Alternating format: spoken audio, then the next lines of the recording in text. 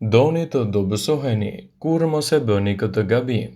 Kemi dëgjuar shpesh për ushqyerjen e shëndetshme këto ditë. Hani ngadalë, pa parë televizor ose pa përdorur telefon dhe pesha juaj trupore do të jetë më normale. Dhe kjo këshill është shumë e vlefshme.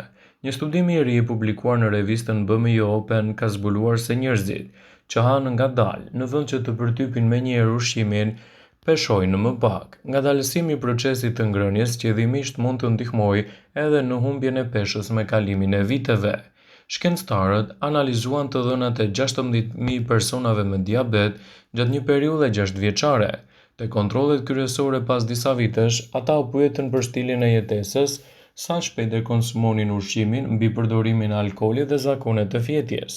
Ata u pyetën gjithashtu për zakonet e konsumit të darkës 2 orë përpara se të flini dhe nëse hanin ndonjë vakt pas darkës dhe nëse e konsumonin vaktin e mëngjesit.